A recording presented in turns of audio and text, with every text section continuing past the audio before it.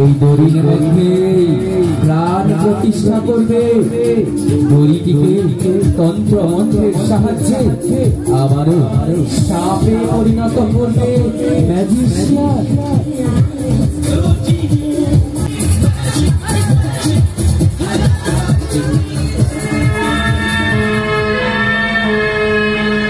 দেখতে পাচ্ছেন বিন বাজানোর সঙ্গে সঙ্গে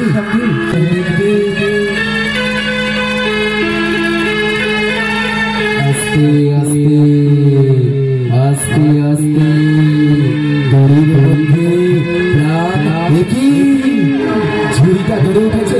লক্ষ্য করছে সেই দড়ির মধ্যে প্রাণ প্রতিষ্ঠা করেছে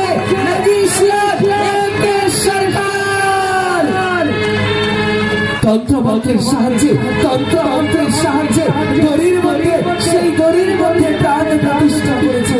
আস্তে আস্তে আস্তে আস্তে ফনা ধরার ন্যায় আস্তে আস্তে ফনা ধরার মতো সোজা হয়ে দাঁড়াচ্ছে সেই সাপটি।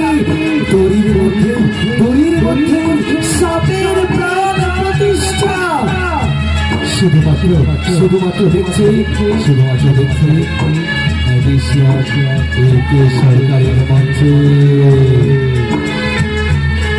আস্তে আস্তে বড় হচ্ছে ম্যাজিক। দেখছেন আপনারা জাদু বিদ্যার চরম জাদু। আচ্ছা ম্যাজিশিয়ান তোমার কাছে একটা রিকোয়েস্ট।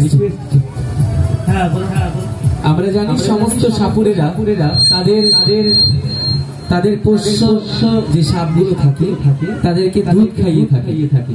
তুমি কি তোমার এই সাপ যে দড়ির মধ্যে সাপের প্রাণ প্রতিষ্ঠা করেছো তাকে কি দুধ খাওয়াতে পারবে? অবশ্যই হাততালি পাবো তো? ঠিক আছে।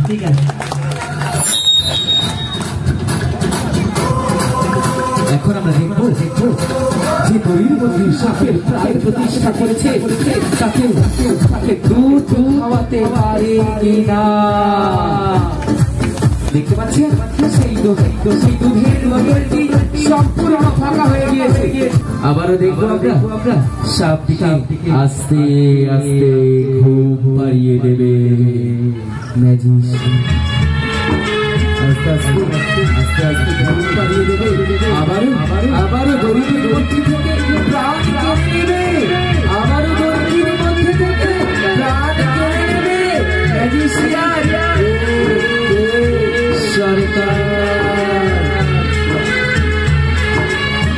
আমরা সকলেই দেখেছিলাম প্রথমে ছিল দড়ি, তার মধ্যে প্রাণ প্রতিষ্ঠা করেছিল ম্যাজিশিয়ান।